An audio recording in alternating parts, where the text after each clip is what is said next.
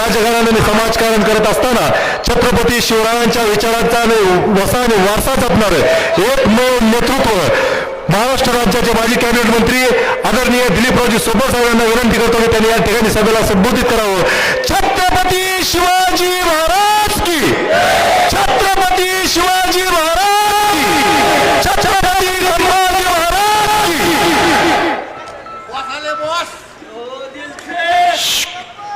जरा शांत. आजच्या या महाविकास आघाडीच्या प्रचार सभेचे अध्यक्ष सन्माननीय इक्बालभाई पटेल, विश्वासभाऊ बारबुले, नगराध्यक्ष पदाच्या उमेदवार सौ निर्मलाताई बारबुले, नागेश अण्णा, गणेश नाना जाधव, त्याचबरोबर वहीद पाशा शेख, भैया गव्हाणे, हर्षवर्धन पाटील ॲडव्होकेट ज्यांनी विचार व्यक्त केले ते झालटे पाटील, ॲडव्होकेट जाधव साहेब, आमची लेख उज्ज्वलाताई, त्याचबरोबर व्यासपीठावर उपस्थित असलेले सर्व महाविकास आघाडीचे सर्व उमेदवार, नेते, पदाधिकारी, या भागातून या प्रभागातून निवडणूक लढवणारे सौ स्मिता किरण देशमुख, त्याचबरोबर दुसरे सहकारी ॲडव्होकेट सुशांत बाळासाहेब चव्हाण, उपस्थित सर्वच आदरणीय बंधू भगिनींना, खूप छान बरेच जणांनी इथं सगळ्या वक्त्यांनी माझ्या आधीच्या विश्लेषण केलं. काल सभा झाली विरोधकाची आणि पालकमंत्र्यांना जे जे फीड केलं खालनं प्रॉम्प्टिंग होतं आणि त्यांचा डायलॉग सुरू होता.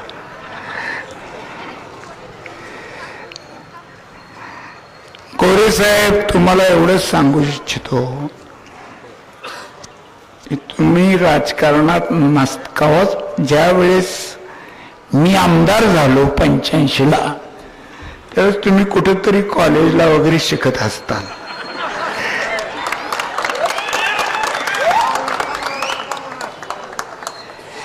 तुम्ही पालकमंत्री आहात, त्या पदावर या जिल्ह्यामध्ये अनेक दिग्गज माणसांनी पालकमंत्री म्हणून काम केलंय.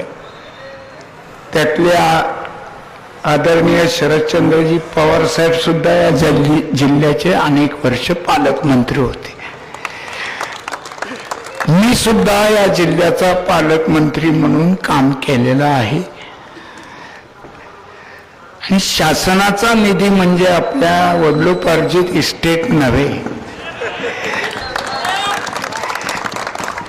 शासन एखादी योजना, एखादा आराखडा करतं आणि एका वर्षात काही ते पैसे देत नसते.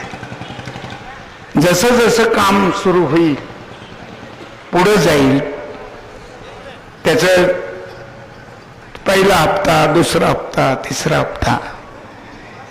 पंढरपूर विकास आराखडा गेली माझ्या माहितीप्रमाणे मी पालकमंत्री असताना सुधारित केलता आम्ही. त्याचे सुद्धा पैसे अजून चालूच आहेत, येत राहतात. एका वर्षभरात नाही ते जा रे भाजी घेऊन ये असं नसतं. ते ह्या मोठ्या योजना असतात, याचा निधी असा टप्प्याटप्प्याने येतो. आणि एखादा निधी आला म्हणजे सुरुवात झाली एखाद्या योजनेला, तर ती पूर्ण करण्याची जबाबदारी शासनाची असते. आम्ही लोकप्रतिनिधी आहोत, आम्ही मागणी करायची असते, आम्ही भांडायचं असतं, आम्ही विधानसभेत बोलायचं असतं.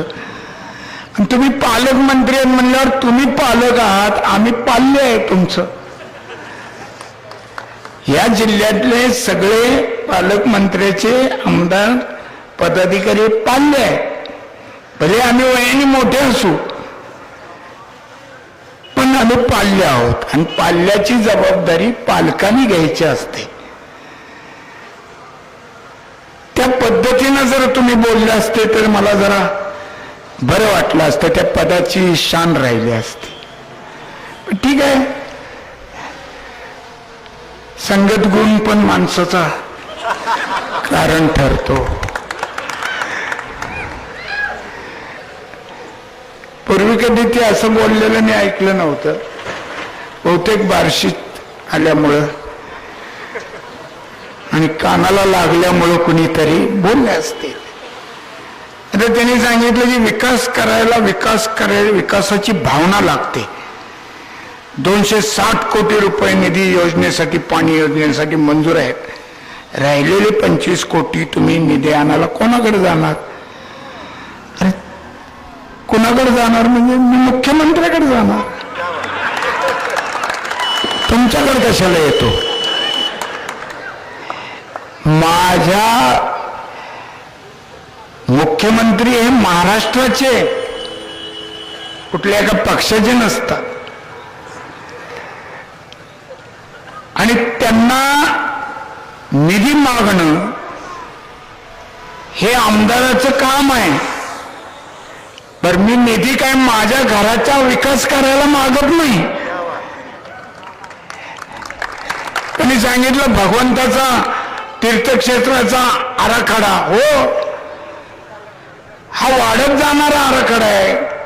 नुसतं एका ठिकाणी ते काय आपलं यात्रेकरूसाठी काय म्हणायचं, भक्त निवासापुरता मर्यादित विकास आराखडा नसतो, हा वाढत जाणार आहे. आणि भगवंतासाठी शासनाकडे भीक मागायला हा दिलीप सोपल कधीही कचरणार नाही.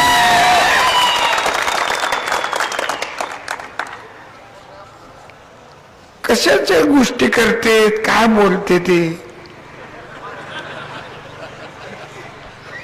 आणि म्हणले तुम्ही 35 वर्ष होते आमदार, अजून माझे 35तले 31च झालेले आहेत, 5-4 राहिलेले आहेत. गणित थोडंफार संगतीमुळं कच्च झालं असेल.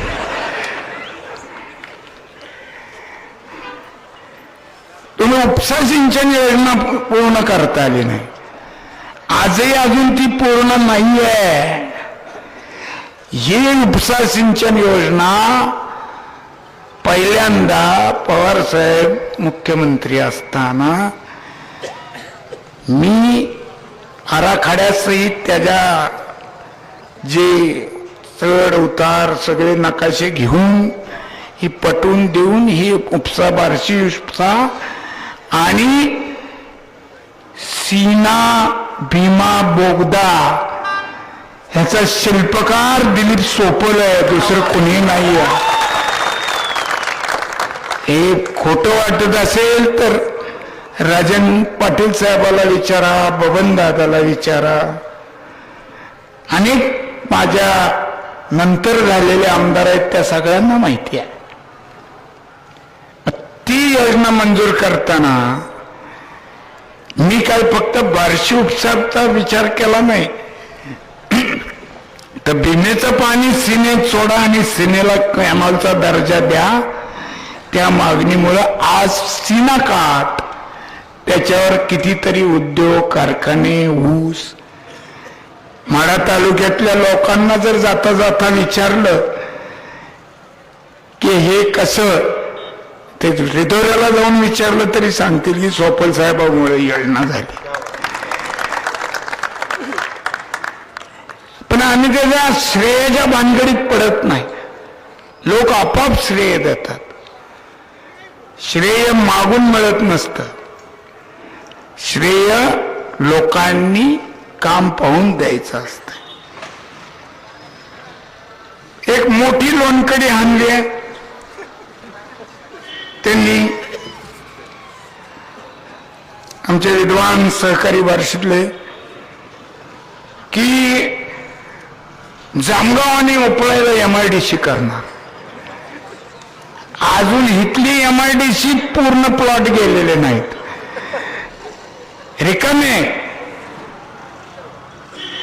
या MIDCला यांची म्युन्सिपाल्टी सत्ता असताना पूर्वी पाणी MIDCला द्यायचा ठराव सुद्धा यांनी केला नाही, विरोध केला. ज्यावेळेस आमच्या विचाराची सत्ता नगरपालिकेत आल्यावर आम्ही पहिल्यांदा तो ठराव केला आणि MIDCला पाणी दिलं. इतकंच काय तर मी पालकमंत्री आणि आपल्या पाणी पुरवठा मंत्री असताना ताडसौंडण्यासारखं गाव इथलं आपलं अलीपूर जे हद्द आहे आणि लोकांनी मठापासून तोच ना रस्ता आत, तिथं सुद्धा पेरी अर्बन ही योजना आणून या गावांना या ठिकाणी पाणी नगरपालिकेचं दिलेलं आहे. आणि MIDCच्या गोष्टी तुम्ही काय केलंय? 4 रस्ते सोडून आणि त्याची कंत्राटी करून ह्याच्यापेक्षा काही केलेलं नाही. अरे ग्रस्तांनो, या स्वप्नानी शिफारस करून 100 शाळा या तालुक्यात दिलेल्या आहेत. 185 पासून. आणि असलं कसं राज्यकर्त्यांनी बोलायचं आम्ही निधीच देणार नाही?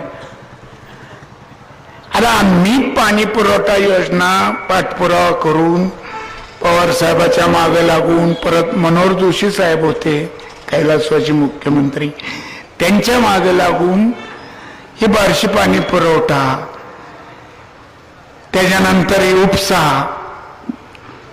ही कामं मार्गी लावली. 4 वर्षात आपली योजना पूर्ण झाली. 4 वर्षात. तुमची तर 2.5 वर्षात पूर्ण व्हायला पाहिजे, अजून अर्धीच आहे. त्यावेळेस काही GCP वगैरे काही नव्हतं, तरी इंडियन काही कंपनीनं कंत्राट घेतलं होतं. आम्ही एकदा नारळ फोडायला पहिल्यांदा गेलो आणि कंप्लीट झाल्यावर एकदा गेलो. हेलपाटे मारलं नाही, कोण कंत्राटदार आहे, घरी येऊन भेटला नाहीस का वगैरे असं कधी विचारलं नाही. साधा चहा सुद्धा पेलो नाही. आणि मग माझा स्वभाव जरा विनोदी बोलण्याचा आहे, वाचन असल्यामुळं विनोद कळतो. तो कळायला फार बार्शीत अपवादानं माणसं आहेत की ज्यांना विनोद कळत नाही. त्यांनी उठवलं की 3 टर्म स्वप्नांनी पाणी पुरवठा योजना अर्धवट ठेवली. एकदा वाचा अण्णा, तुम्ही कागदासहित दाखवलंय ना ते, किंवा 89 ते 92, 93 या 4 वर्षात ती योजना पूर्ण झाली. ही उपसा सिंचन योजना पहिल्यांदा त्याचं पाणी फेक कॅनॉल मध्ये पाणी सोडलेलं, पाणी पूजन आम्ही केलं. त्या तळ्यापर्यंत त्या बार्शीच्या गणेश तलावामध्ये पाणी सोडायची व्यवस्था केली की ज्यामुळं गावातल्या अनेक बोरना कायम पाणी आहे. आणि या पाणी टंचाईच्या यांच्या कृत्रिम पाणी टंचाईच्या काळात या तळ्यातल्या पाण्याचा बोरला जो होणारा पुरवठा आहे त्याच्यामुळं बार्शीकरांना किमान रिलीफ मिळाला. एक विद्वान त्या सभेत म्हणले की सारखं विरोध आमचे म्हणजे महाविकास आघाडीवाले पाणी पाणी पाणी पाणी एवढंच म्हणताय. अरे माणसाला एक वेळ खायला नाही दिलं तर चालेल, पण पाणी प्यावं लागतंय. आणि बनताना काय म्हणले, यांच्या तोंडचं पाणी पळालंय म्हणून पाणी पाणी करताय. तुम्हाला 2 तारखेनंतर 3 तारखेला कळेल की लोक पाणी पाणी का करतात ते तुम्हाला 3 तारखेला कळेल. मतदानातनं लोक तुम्हाला दाखवून देतील की पाण्याचा प्रश्न ह्या बार्शीकराच्या जीवन मरणाचा प्रश्न. पाण्याला दुसरं जीवन हे नाव आहे.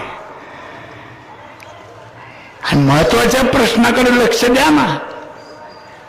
नुसतं शॉपिंग सेंटर बांधले, खडी खपली, काय अजून काय काय ज्यांचे व्यवसाय आहेत त्याचं सगळं, त्या व्यवसायाला पूरकच फक्त विकास कसा, इतर विकास का नाही? का नाही तुम्ही एखादं कॉलेज उभं केलं?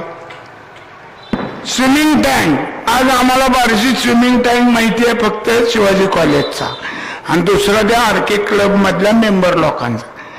पण बार्शी नगरपालिकेचा स्विमिंग टँक आहे हे किती जणाला माहिती आहे? बार्शीत हात वर करा ज्याला माहिती आहे त्यांनी. एकही नाही. तो कुठंतरी, कुठलं नगर ते संभाजीनगर, म्हणजे यांच्या प्लॉटिंग मध्ये तो स्विमिंग टँकचं बांधकाम झालंय असं ऐकिवात आहे. सुरू झालाय का नाही कोण पावल्याला फोटो बिटो अजून काही आलेला नाही. वाचनालय पण तिकडे मिळालंय, ग्रंथालय. आता ते तरी पूर्ण झालंय किंवा ग्रंथ वाचत काही विद्वान बसलेले आहेत असं सुद्धा एखादं चित्र, फोटो त्यांच्या जाहीरनाम्याच्या जे दिलेत ना चित्र वेगवेगळे काढून त्याच्यात सुद्धा नाही. अहो, इतर प्लॉट धारक जे आहे, लेआउट मालक, माझी जमीन आहे मी लेआउट टाकलाय, त्याच्यातले रस्ते, दिवे, गटारी, पाईपलाईन ही त्या जमीन मालकांनी स्वखर्चाने करायची आहे आणि मग प्लॉट विक्री करायची आहे. यांच्या स्वतःच्या मालकीच्या प्लॉट मध्ये नगरपालिकेच्या खर्चानं गटारी, रस्ते, किती दुरुपयोग. मागं बार्शीत पाणी टंचाई आणि नळाचं पाणी वड्याला सोडून खाणीत भरलेले फोटो पण आपण पत्रकारांनी दाखवले होते, त्यांनीच दाखवलेत. असे सगळी अंधाधुंद कारभार जर बंद पाडायचा असेल आणि सत्तेच्या पैशातून आलेली मस्ती जर उतरवायची असेल तरी 2 तारखेच्या मतदाना दिवशी कृपा करून आपण इतर कुठल्याही गोष्टीचा विचार न करता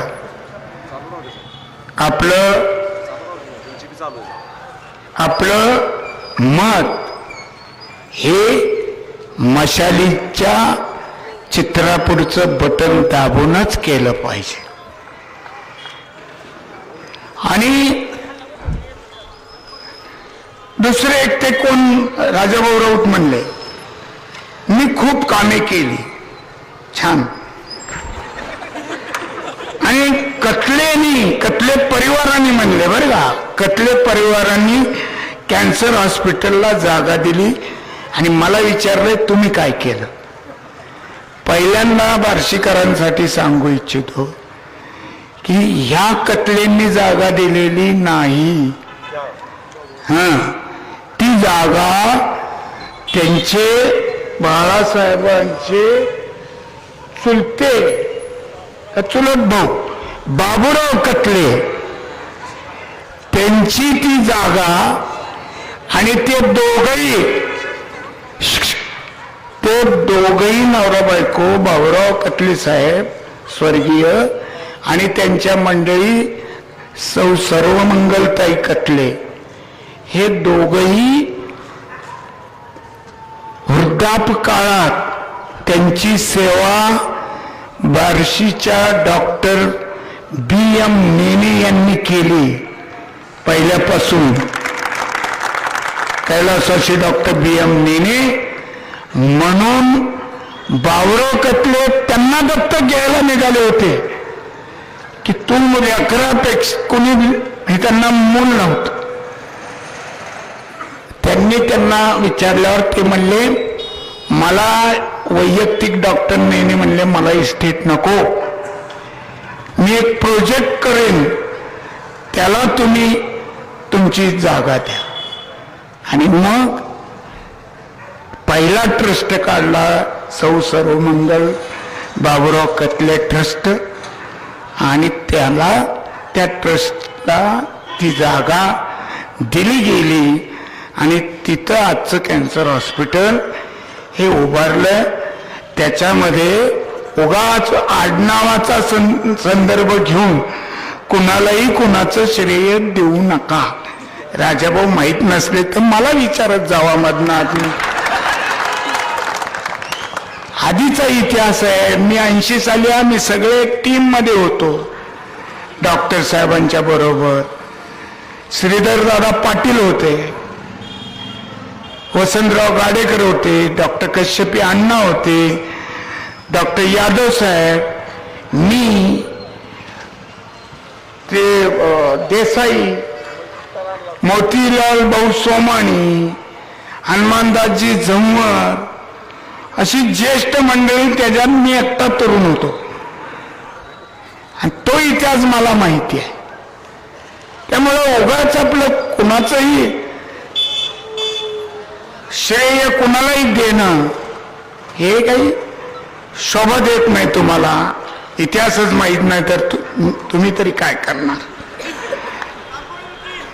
त्यानंतर असं वैयक्तिक मी कुणावर असं बोलत नाही, मुद्द्याचं बोलावं आपण. आणि त्यामुळं बरेच असे प्रश्न आहेत. मी काल सोलापूर रोडला आपली सभा झाली, तिथल्या लोकांनी मला दाखवलं एवढा मोठा रस्ता झाला म्हणलं चांगलं झालं. कसलं चांगलं झालं म्हणले घरं खाली गेली आणि रस्ता वर आहे. बघा राजन मिल पासून म्हणजे रस्त्यावर उडी मारली तर दुसऱ्याच्या पातळीवर जाते घरात. येता जाता सोलापूरला आपण दृश्य बघतो का नाही. पूर्वी घरं कुठं होती, आता कुठं. म्हणजे मला तर असं वाटलं की आपण उड्डाण पुलावरनं तर जात नाही ना. आणि दुसरी गोष्ट त्यांनी मला दाखवली की त्या रोडला गटारच केलेलं नाही आणि नगरपालिकेत गटार झाली म्हणून बिल उचललेलं आहे. 1 कोटी रुपयाचं बिल. 1 कोटी. पत्रकारांनी सुद्धा चौकशी करावी. तुम्ही 4थ्या स्तंभात लोकशाहीचे सर्व पत्रकार मित्रांना माझी विनंती आहे बार्शीतल्या ही एखादी तरी गोष्ट आता एकदा तपास करून तुमची शोध पत्रिका दाखवा. लोकांना कळू द्या तिथं काय चाललं होतं 9 वर्ष. हा ते गाळे बांधून ठेवलेत नको ते गरज नसताना फक्त यांची खडी अमकं तमकं खपावं म्हणून. तर तिथं ते तैरामाचे गांजा खशाचे अड्डे झालेले आहेत. ते विके मार्ट जवळचे गाळे. एकानं आत्महत्या केल्यावर ती परिस्थिती उघडी झाली. एका परखड पत्रकारानं त्याचं वार्तापत्र दिलं तर त्याला धमक्या यायला लागल्या. म्हणजे देशात लोकशाही आहे मग बार्शीत नाही आहे का. म्हणून जास्त बोलत नाही. त्यांनी जरी नियम मोडायचा पालकमंत्र्यांनी मोडला असेल 15-20 मिनिटं ठीक आहे. पालकमंत्री आहे म्हणून त्यांना आपण काय म्हणू मुभा देऊ, सवलत देऊ. पण आपण तसं नाही. परंतु मी वकील माणूस आहे त्यामुळं कायद्याने चाललं पाहिजे. त्यामुळं लाडकी बहीण एकट्याची नाही आहे कुणाची. लाडकी बहीण प्रत्येक माणसाला आपली बहीण लाडकीच असते. ते 100 रुपये नवरा देतो ते का असं काहीतरी बोलले पण ते 1500 रुपयाचा एकटा वाटेकरी नाही कोण, त्यांच्यात तिघे आहेत 500 500 500. त्यातल्या एका 500 वाल्याचा आम्हाला बी आशीर्वाद आहे. उरलेल्या दोघांचा बी जाऊन कधीतरी घेऊ.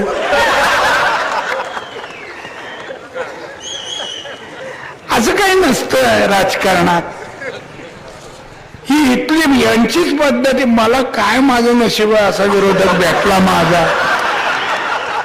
अहो पूर्वी गावात असं एकमेकाविरुद्ध लढल्यानंतर असं भारत पाकिस्तान सारखं असं कधीच नसायचं, कधीच नाही. मी पहिली निवडणूक लढलो, माझ्या विरुद्ध बाबूराव आप्पा होते गाडेगावकर. महिन्यापूर्वी आम्हाला दोघांनाही माहित नव्हतं की आपण एकमेकाविरुद्ध उभारणार आहोत, कारण आम्ही दोघांनी स्वप्नात कधी विचार केला नव्हता की आपण आमदार होऊ.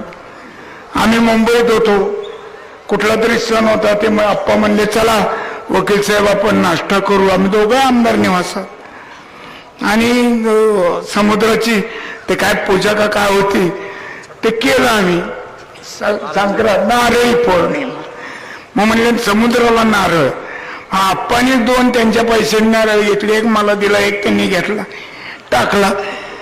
परत निवडणूक लागली फेब्रुवारी मार्च मध्ये, त्यांना काँग्रेसचं तिकीट मिळालं, मला एस काँग्रेसचं मिळालं. आम्ही दोघं. पण पहिल्यांदा मी विजयी झाल्यावर आतच गोडाऊन मध्ये त्या तहसील कचेरीत मतमोजणी होती, तिथं आप्पांनी मला पहिला हार घातला आणि मी त्यांचं दर्शन घेतलं. असं खेळमेळ्याचं वातावरण. त्याला कारण या गावावर कर्मवीर मामांचे संस्कार आहे. आम्ही या प्रांगणातले विद्यार्थी आहोत. मी सुद्धा वकील झाल्यानंतर मामांच्या पाया पडायला गेल्यावर म्हणले तुझी घरची परिस्थिती चांगली आहे, तुझी वकिली गरिबासाठी कर, फक्त गरिबासाठी वकिली कर. आणि मग त्यांच्याच आशीर्वादाने खऱ्या अर्थानं सर्वसामान्यांची वकिली करायला 85 साली लोकांनी मला विधानसभेत यांचीच वकिली करायला पाठवलं. हा मामांचा आशीर्वाद. आणि प्रामाणिकपणे त्यावेळेस पासून आजपर्यंत काम केलेलं आहे. कधीही मध्ये 2 वेळा पडलो असेल ना, माझी चूक झाली असेल, लोकांना वाटलं असेल याला थोडा धडा शिकवावा, शिकवला. मी शिकलो, नीट वागलो. परत लोकांना वाटलं ही जरा बरं आहे, ही तर लई झालाय. 4 साली मला पाडल्यानंतर मी आपलं माझ्या पद्धतीनं 5 वर्ष काम केलं. कधी कुणाच्या कामात अडथळा नाही आणला. पण जेवढ्या मतांनी पडलो, 5000 काही 220 त्यांच्या गाडीचा नंबर आहे बघा, 5220 त्या मतांनी मी पडलो होतो. कुस्ती आहे राजकीय, हारजीत होत राहते. पण जेवढ्या मतांनी मी पडलो ना, 5 वर्षांनी या बार्शीकर नागरिकांनी मला त्याच्या दुप्पट मताने निवडून दिले लीगनं. त्याच्यानंतर मला वाटतं 19ला पडलो, काहीतरी 3000 का काही मत होते कृष्णराज. हा 3000च वर काहीतरी एखाद दुसरं आकडा असेल. आकड्याचा आपला कधी संबंध आला नाही. ते सध्या त्यांच्याकडे सोपवलेले. मटकेवाले, गुटकेवाले, रेशनिंगवाले सगळे घे बाबा तुझ्याकडे.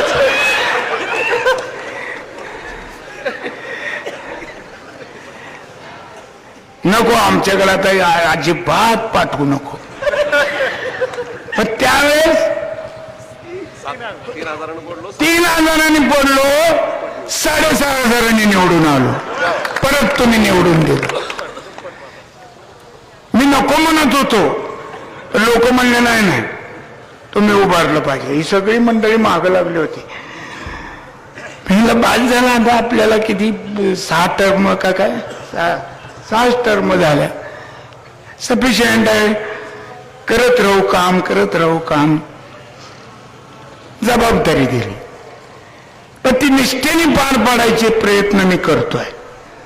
आणि नुसतं आमदार म्हणून नाही तर मी आज मामांच्या पुतळ्याच्या आणि छत्रपती शिवाजी महाराजांच्या साक्षीने सांगतो की मी दिलीप गंगाधर सोपल या शरीरात शेवटचा श्वास असेपर्यंत बार्शीकराची सेवा करत राहणार आणि निश्चितच राहणार.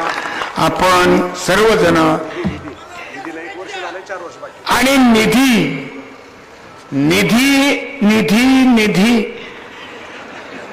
अरे 1 वर्ष झालंय मला. शासनाची तरी या वर्षात कुठं परिस्थिती होती.